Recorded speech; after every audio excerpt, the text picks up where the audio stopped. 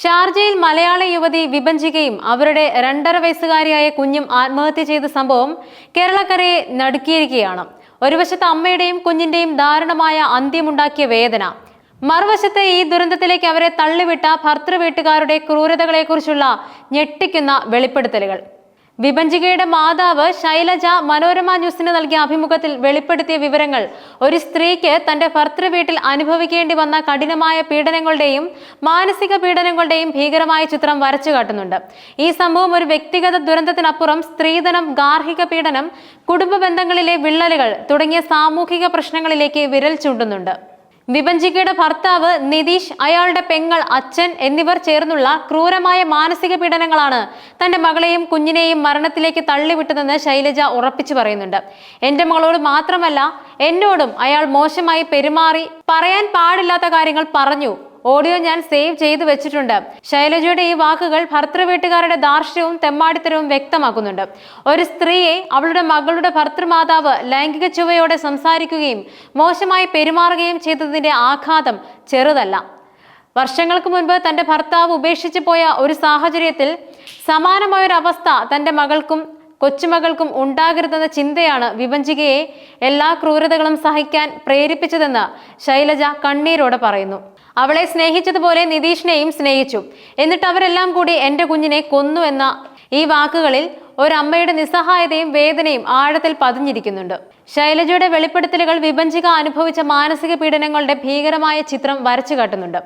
മൊട്ടയടിക്കാനുള്ള നിർബന്ധം. നിതീഷ് മുടി മുറിച്ചപ്പോൾ അയാളുടെ പെങ്ങളാണ് വിഭജികയോട് മൊട്ടയടിക്കാൻ ആവശ്യപ്പെട്ടത്.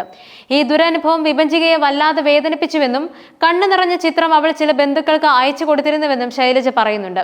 ഇത് കേവലം ഒരു രൂപമാറ്റത്തിനപ്പുറം വിഭജികയുടെ വ്യക്തിത്വത്തെയും ആത്മാഭിമാനത്തെയും തകർക്കാനുള്ള ശ്രമമായി കാണണം. അതോടൊപ്പം അവിഹിത ബന്ധങ്ങളും നിസ്സഹായതയും. നിതീഷിന് അവിഹിത ബന്ധം ഉണ്ടായിരുന്നുവെന്നും ശൈലജ ആരോപിക്കുന്നുണ്ട്. എന്നാൽ തന്റെ കുഞ്ഞിന് ഒരു അച്ഛൻ വേണമെന്ന ആഗ്രഹം കൊണ്ട് വിഭജിക ഇതെല്ലാം കണ്ടില്ലെന്ന് നടിച്ചു. ഒരു ബെഡിൽ ഭാര്യയെയും കാമുകയും കൊണ്ടുകിടത്തി എന്നതിനപ്പുറം എന്തു പറയണം നിതീഷിനെ കുറിച്ച്? ശൈലജയുടെ ഈ ചോദ്യം നിതീഷിന്റെ ധാർമ്മിക അധപ്പതനം വ്യക്തമാക്കുന്നുണ്ട്. നിതീഷ് തന്റെ പെങ്ങളുടെ കുഞ്ഞിനെയാണ് എന്റെ കുഞ്ഞെന്ന അഭിമാനത്തോടെ പറഞ്ഞിരുന്നതെന്നും അവരുടെ എല്ലാ കാര്യങ്ങൾക്കും നിതീഷ് പോകണമെന്നും ഇല്ലെങ്കിൽ അച്ഛനും പെങ്ങളും ദേഷ്യപ്പെടുമെന്നും ശൈലജ പറയുന്നു. ഇത് വിഭജികയോടും സ്വന്തം കുഞ്ഞിനോടുമുള്ള നിതീഷിന്റെ അവഗണനയും മാനസിക അകൽച്ചയും സൂചിപ്പിക്കുന്നുണ്ട്. നിതീഷിനെ വിട്ടുതരാൻ നാത്തൂന്റെ ഭർത്താവിനോട് പലതവണ കെഞ്ചി പറഞ്ഞിട്ടുണ്ടെന്നും ശൈലജ വെളിപ്പെടുത്തുന്നുണ്ട്.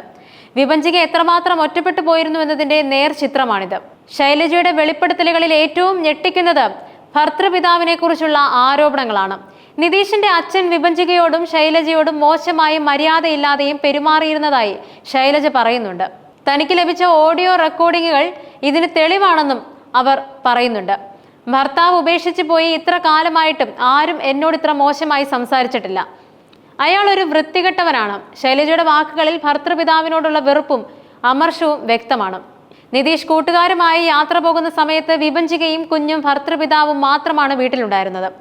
ആ സമയങ്ങളിൽ അയാൾ രാവിലെ മുതൽ മദ്യപാനം തുടങ്ങുമെന്നും ഉച്ചയ്ക്ക് ഭക്ഷണം കഴിക്കാനായി അയാളുടെ മുറിയിൽ കയറി വിളിക്കുമ്പോൾ മരുമകൾക്ക് കാണാവുന്ന തരത്തിലായിരുന്നില്ല അയാളുടെ കിടപ്പെന്നും ശൈലജ പറയുന്നു.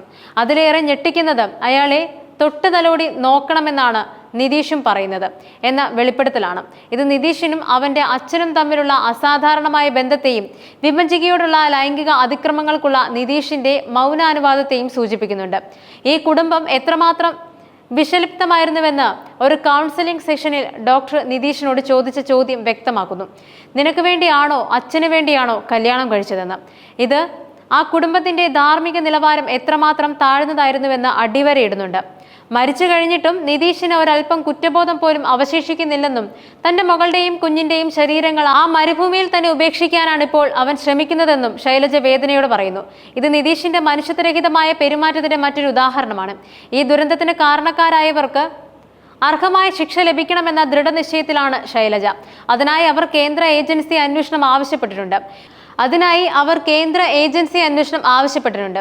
യുഎയിലെ ഇന്ത്യൻ കോൺസുലേറ്റ്, കേന്ദ്രമന്ത്രിമാരായ സുരേഷ് ഗോപി, ജോർജ് കുര്യൻ, മുഖ്യമന്ത്രി, പോലീസ് മേധാവി തുടങ്ങിയവർക്ക് ശൈലജ ഇതിനോടകം അപേക്ഷ നൽകിക്കഴിഞ്ഞു. വിവാഹബന്ധം വേർപെടുത്താൻ ഭർത്താവ് നിതീഷ് വിഭജികയെ നിരന്തരം നിർബന്ധിച്ചിരുന്നതായി ബന്ധുക്കളും സാക്ഷ്യപ്പെടുത്തുന്നു. കുട്ടിക്ക് 2.5 വയസ്സെങ്കിലും ആകട്ടെ എന്നിട്ടാകാം ഇതേക്കുറിച്ചുള്ള ചർച്ചകൾ എന്നായിരുന്നു വിഭജികയുടെ നിലപാട്. ഇത് വിഭജികയുടെ അമ്മ എന്ന നിലയിലുള്ള വാത്സല്യവും തന്റെ കുഞ്ഞിന്റെ ഭാവിയെക്കുറിച്ചുള്ള ആശങ്കയും വ്യക്തമാക്കുന്നുണ്ട്.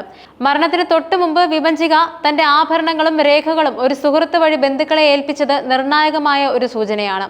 നാട്ടിലേക്ക് പോകുന്നുവെന്ന് പറഞ്ഞാണ് ആഭരണങ്ങൾ ഏൽപ്പിച്ചത്. അപ്പോൾ ആത്മഹത്യയെക്കുറിച്ച് ഒരു സൂചനയും ഉണ്ടായിരുന്നില്ല. ബന്ധുക്കളായ ശ്രീജിത്തും സൗമ്യയും പറയുന്നത് അങ്ങനെയായിരുന്നു. ഒരുപക്ഷെ ആത്മഹത്യ എന്ന കടുത്ത തീരുമാനത്തിലേക്ക് എത്തപ്പെടുന്നതിന് മുൻപ് രക്ഷപ്പെടാനുള്ള ഒരു ശ്രമമായിരുന്നിരിക്കാം ഇത്. എന്നാൽ ആ ശ്രമങ്ങളെ പരാജയപ്പെട്ടപ്പോൾ വിഭജികയ്ക്ക് മറ്റൊരു വഴിയും കാണാതായി. വിഭജികയുടെയും കുഞ്ഞിന്റെയും ദുരന്തം സമൂഹത്തിന് വലിയ പാഠങ്ങളാണ് നൽകുന്നത്. ഗാർഹിക പീഡനം, സ്ത്രീധന പീഡനം, ലൈംഗിക അതിക്രമങ്ങൾ, വിഷലിപ്തമായ കുടുംബ ബന്ധങ്ങൾ എന്നിവ എത്രമാത്രം ഗുരുതരമായ സാമൂഹിക പ്രശ്നങ്ങളാണെന്ന് ഇത് ഓർമ്മിപ്പിക്കുന്നുണ്ട്. ഇത്തരം സാഹചര്യങ്ങളിൽ ഒറ്റപ്പെട്ടു പോകുന്ന സ്ത്രീകൾക്ക് താങ്ങും തണലും നൽകേണ്ടതിന്റെ ആവശ്യകത ഇത് അടിവരയിടുന്നുണ്ട്. നിയമപരമായ സംരക്ഷണം, സാമൂഹിക പിന്തുണ, മാനസികാരോഗ്യ കൗൺസിലിംഗ് എന്നിവയുടെ പ്രാധാന്യം ഈ സംഭവം എടുത്തു കാണിക്കുന്നുണ്ട്. നീതിക്ക് വേണ്ടിയുള്ള ശൈലജയുടെ പോരാട്ടം ഒറ്റപ്പെട്ട ഒരു പോരാട്ടമായി മാറരുത്. വിഭജികയ്ക്കും കുഞ്ഞിനും നീതി ലഭിക്കുകയും ഇത്തരം ക്രൂരതകൾക്ക് കൂട്ടുനിൽക്കുന്നവർക്ക് അർഹമായ ശിക്ഷ ലഭിക്കുകയും ചെയ്യേണ്ടത് അനിവാര്യമാണ്. ഈ സംഭവത്തിൽ സമഗ്രമായ അന്വേഷണം നടക്കുകയും കുറ്റക്കാർക്കെതിരെ കർശന നടപടികൾ സ്വീകരിക്കുകയും ചെയ്യേണ്ടത് സമൂഹത്തിന്റെ കടമയാണ്. ഇങ്ങനെയുള്ള ദുരന്തങ്ങൾ ആവർത്തിക്കാതിരിക്കാൻ സമൂഹവും അധികാരികളും ഒരുപോലെ ജാഗ്രത പുലർത്തേണ്ടതുണ്ട്. വിഭജികയുടെ ദുരന്തം നമ്മുടെ സമൂഹത്തിലെ സ്ത്രീകളുടെ സുരക്ഷയെയും അവകാശങ്ങളെയും കുറിച്ചുള്ള ചോദ്യങ്ങൾ ഉയർത്തുന്നു. ഈ ചോദ്യങ്ങൾക്ക് ഉത്തരം കണ്ടെത്തുകയും ഒരു സ്ത്രീക്കും തന്റെ സ്വന്തം വീട്ടിൽ പോലും ഇത്തരം ക്രൂരതകൾ അനുഭവിക്കേണ്ടി വരാത്തൊരു സമൂഹം കെട്ടിപ്പടുക്കുകയും ചെയ്യേണ്ടത് നമ്മുടെ എല്ലാം ഉത്തരവാദിത്തമാണ്.